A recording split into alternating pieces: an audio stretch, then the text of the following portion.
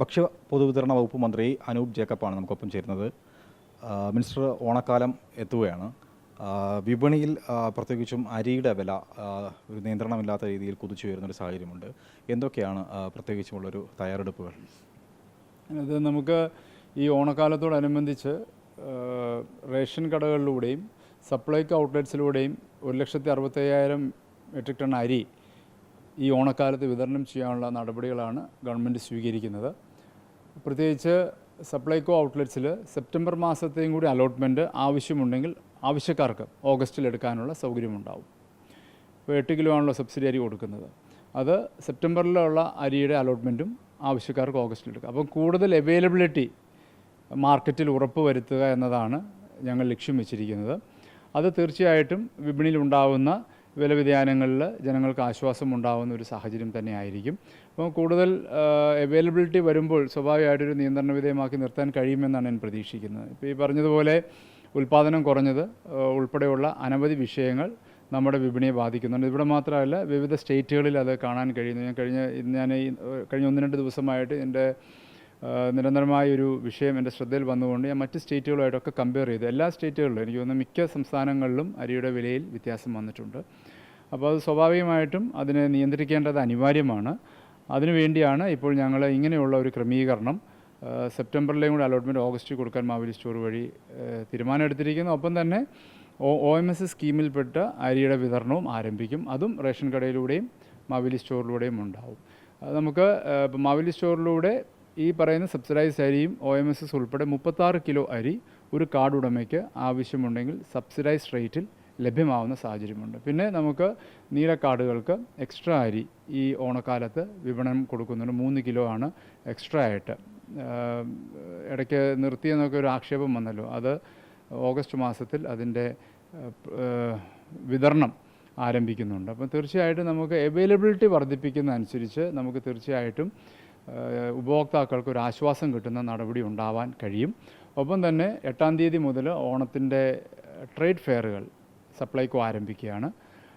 അത് 3 കേന്ദ്രങ്ങളിൽ trade fairs, Ernakulam, Kozhikode, Thiruvananthapuram. ബാക്കി എല്ലാ ജില്ലാ ഫെയറുകളും അതിനോടനുബന്ധമായി തന്നെ 12-13 തീയതികൾ ആരംഭിക്കുകയും പിന്നീട് 6 ദിവസം വരെ നീണ്ടു നിൽക്കുന്ന നിയോജകമണ്ഡല തല ഫെയറുകളും ആരംഭം കുറിക്കും. അപ്പോൾ അങ്ങനെ മാക്സിമം ഓണക്കാല വിപണിയിലേക്ക് ഭക്ഷ്യധാന്യങ്ങൾ എത്തിക്കാനുള്ള നടപടിയാണ് ഞങ്ങൾ സ്വീകരിക്കുന്നത്. പിന്നെ കാലത്തുള്ള ഈ സൗജന്യ കിറ്റുകളുണ്ടല്ലോ, മഞ്ഞ കാർഡ് ഉടമകൾക്കുള്ളത്, അത് ഇത്തവണയും തുടരുന്നുണ്ടോ?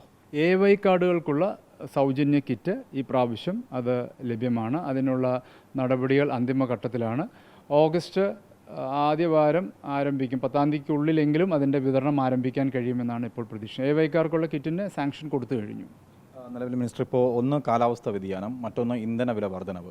ഈ രണ്ടും നമ്മൾ ആശ്രയിക്കുന്ന തമിഴ്നാട്, ആന്ധ്ര, കർണാടക അടക്കമുള്ള സ്റ്റേറ്റുകളിൽ നിന്ന് എത്തുന്ന അരിയിൽ വലിയ വില വർധന ഉണ്ടായിട്ടുണ്ട്. നമുക്ക് FCയിൽ നിന്നും ഇടപെട്ടുകൊണ്ട് ഈ ലേലം വഴി നമുക്ക് ഈ അരി വിപണിയിൽ എത്തിക്കാനായിട്ട് കഴിയുമോ? കാരണം ഇതിലൊന്ന് പൂഴ്ത്തിവെഴുപ്പ്, കരിഞ്ചന്ത അടക്കമുള്ളവ വ്യാപകമാകുന്നുണ്ടല്ലോ. ഇപ്പം നമുക്ക് FCIയിൽ നിന്നുള്ള റൈസാണ് OMS സ്കീമിൽ എടുക്കുന്നത്. അത് റേഷൻ കട വഴിയും വിതരണം ചെയ്യും. മാവേലി സ്റ്റോർ വഴിയും 26-27 രൂപ 2 പ്രൈസിലാണ് മാവേലി സ്റ്റോറിലൂടെയും റേഷൻ കടയിലൂടെയും ഈ സ്കീമിലുള്ള അരി വിതരണം ചെയ്യുന്നത്. ഞാനതാണ് നേരത്തെ പറഞ്ഞപ്പോൾ അവൈലബിലിറ്റി കൂട്ടുകയാണ്.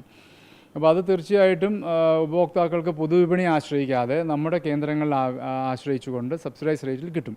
പിന്നെ ഈ പറയുന്ന വില, ഈ പറഞ്ഞ പല ഫാക്ടേഴ്സ്, അതിൻ്റെ പ്രൊഡക്ഷൻ വളരെയേറെ കുറഞ്ഞു, കാലാവസ്ഥയിൽ വന്ന മാറ്റവും മഴയുടെ കുറവും ഒക്കെയാണ് അതിനെ ബാധിക്കുന്നതെന്നാണ് ആന്ധ്രയിൽ നിന്നും മറ്റ് സ്റ്റേറ്റുകളിൽ നിന്നൊക്കെ കിട്ടുന്ന റിപ്പോർട്ടുകൾ.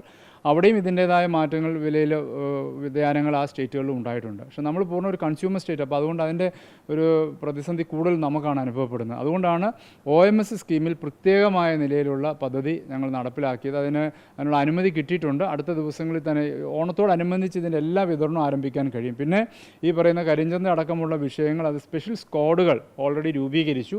ജില്ലാ സപ്ലൈ ഓഫീസർമാർ ആദ്യത്തെ റൗണ്ട് അവരുടെ പരിശോധന നടത്തിയിട്ടുണ്ട്.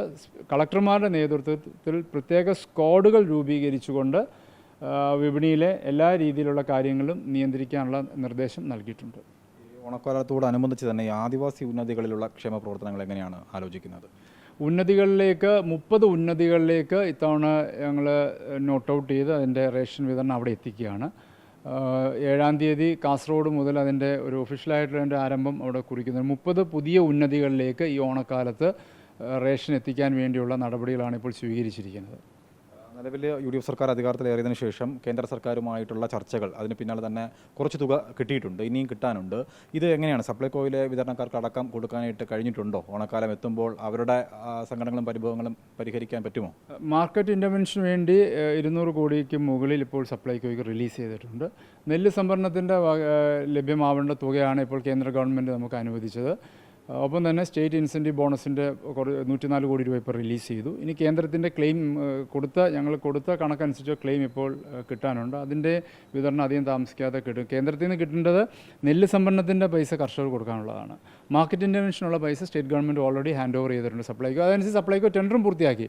അവർ സെപ്റ്റംബർ മാസത്തിലേക്ക് ഉള്ള വിതരണത്തിൻ്റെയും കൂടി ടെൻഡറാണ് ഇപ്പോൾ എടുത്തിരിക്കുന്നത്.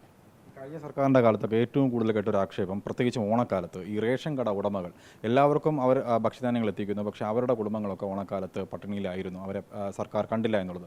ഇത്തവണ എങ്ങനെയാണ് ഈ റേഷൻ ഉടമകളെ അവരുടെ ക്ഷേമ പ്രവർത്തനങ്ങൾ എങ്ങനെയാണ് കാണുന്നത്? അവരുടെ പ്രശ്നങ്ങൾ വളരെ ഗൗരവമേറിയ വിഷയങ്ങൾ തന്നെയാണ്. അവരെ അഡ്രസ്സ് ചെയ്യും ഞങ്ങൾ തീർച്ചയായിട്ടും. ഒരുപാട് ഡിമാൻഡ്സ് അവർ മുമ്പോട്ട് വെച്ചിട്ടുണ്ട്. എല്ലാം ന്യായമായ കാര്യങ്ങളാണ് മനസ്സിലാക്കിയെടുത്തോളം. അത് ഒന്നൊന്നായി ഞങ്ങളത് അഡ്രസ്സ് ചെയ്താണ് പോകുന്നത്. ഞാൻ അവരുടെ മീറ്റിംഗ് വിളിച്ചിരുന്നു, അവരുടെ വിഷയങ്ങൾ പൂർണ്ണമായും കേട്ടു. അതിന് അനുഭാവപൂർവമായ സമീപനം തീർച്ചയായിട്ടും അക്കാര്യത്തിൽ ഞങ്ങൾ സ്വീകരിക്കുക. അതിപ്പോൾ ഒരു ഓണക്കാലത്തേക്ക് മാത്രമുള്ള ഒരു വിഷയമല്ല, അത് അവർ ലോങ് റണ്ണിൽ അവർക്ക് ഒരുപാട് വിഷയങ്ങൾ പരിഹരിക്കപ്പെടേണ്ടതാണ്. അത് തീർച്ചയായിട്ടും ഞങ്ങളത് മുൻഗണന കൊടുത്തത് പരിഹരിക്കും. ഈ സപ്ലൈകോ വിതരണക്കാരുണ്ട്, കഴിഞ്ഞ ദിവസം നമ്മൾ സംസാരിച്ചതുപോലെ ഈ വാതിൽപ്പടി വിതരണക്കാരോടുമായിട്ടുള്ള ചർച്ച നടന്നിട്ടുണ്ടോ? എന്താണ് ഇനി അവർക്കുള്ള ഒരു ഡിമാൻഡും കാര്യങ്ങളും? വാതിൽപ്പടി വിതരണക്കാർ ഇന്ന് ഞാൻ മീറ്റിംഗ് വിളിച്ചു. അവരുമായിട്ട് വിളിച്ച് അതിൻ്റെ പ്രസ് റിലീസ് ഉടനെ തന്നെ അത് കൊടുക്കും. അവരുടെ വിവിധ വിഷയങ്ങൾ കേട്ടു. അവർ ഈ പറഞ്ഞൊരു അജിറ്റേഷൻ മോഡിലാണ് അവർ നിൽക്കുന്നത്. ഞാൻ അവരോട് കാര്യങ്ങളെല്ലാം സംസാരിച്ചു. അവരുടെ ഇപ്പോൾ ഈ ഗവൺമെൻറ് വന്നതിന് ശേഷം ഫെബ്രുവരി വരെയുള്ള പൈസ റിലീസ് ചെയ്തു. ഇനി ബാക്കി വിവിധ തുകകൾ ഇനങ്ങളിൽ കൊടുക്കേണ്ടതായിട്ടുണ്ട്. അത് ഓണത്തിന് മുമ്പ് തന്നെ കുറച്ച് പൈസ അടിയന്തരമായിട്ട് അവർക്ക് റിലീസ് ചെയ്യും. അതനുസരിച്ച് അവർ സഹകരിച്ച് മുമ്പോട്ട് പോകാമെന്ന് അവർ ഉറപ്പ് നൽകിയിട്ടുണ്ട്. ഓണക്കാലത്ത് മറ്റ് പ്രതിസന്ധികളൊന്നും തന്നെ ഉണ്ടാവുമെന്ന് ഞാൻ കരുതുന്നില്ല. അവരുടെ സഹകരണം തീർച്ചയായിട്ടും ഉണ്ടാവണമെന്ന് ഞങ്ങൾ ആവശ്യപ്പെട്ടിട്ടുണ്ട്. തരാമെന്ന് അവർ ഉറപ്പ് നൽകിയിട്ടുണ്ട്. കുറച്ച് പൈസ ഉടനെ തന്നെ റിലീസ് ചെയ്യും അവർക്ക് കിട്ടാനുള്ളത്.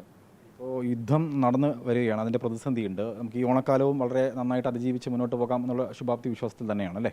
തീർച്ചയായിട്ടും. ഈ പറയുന്ന പോലെ പല ഇഷ്യൂസാണ്. ക്ലൈമറ്റ് ചേഞ്ച്, ഈ പറയുന്ന വാർ, ഇതെല്ലാം ഉണ്ട്. പക്ഷെ അതൊന്നും ബാധിക്കാത്ത നിലയിൽ, നമ്മുടെ വിപണിയെ ബാധിക്കാത്ത നിലയിൽ, ഉപഭോക്താവിനെ പ്രതിസന്ധിയിലാക്കാത്ത നിലയിൽ കൊണ്ടുപോകാൻ കഴിയുന്ന നിലയിലാണ് ഇപ്പോൾ ഞങ്ങൾ ഈ ഫെയറുകൾ, ഒപ്പം തന്നെ വിവിധ ഉൽപ്പന്നങ്ങൾ കൂടുതൽ വിപണിയിൽ എത്തിക്കാനും ഒക്കെയുള്ള സാഹചര്യം ഒരുക്കുന്നത്. അത് തീർച്ചയായിട്ടും ജനങ്ങളെ സംബന്ധിച്ചൊരു ആശ്വാസമാവുമെന്ന് തന്നെയാണ് കരുതുന്നത്.